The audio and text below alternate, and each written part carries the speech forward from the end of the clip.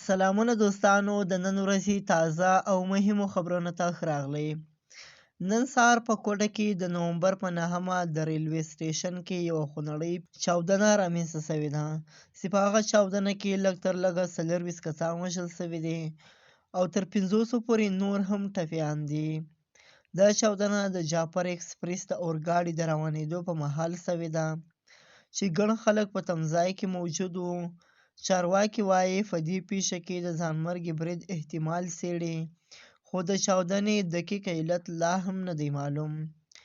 دا پیښه په داسې حال کې رامنځته سوې ده چې په بلوچستان کې د بیلتون پالو او توندلارو بریدونو لړۍ دوام لري او د امنیتي ځواکونو لخوا په دې وروستیو کې په یاده سیمه کې عملیات ترسره سوي دي. دې پیښې د کوټې په روغتونونو کې بیړنی حالات رامنځته کړی دی او ډاکټران او روغتیايي کارکوونکي له زیاتو ټپیانو سره مخ دي. یاده دې وي چې په دې وروستیو کې په بلوچستان کې امنیتي وضعیت کړکېچن دی او دغه سیمه د سیاسي او اقتصادي ستونزو ترڅنګ د امنیتي ننګونو سره مخ ده.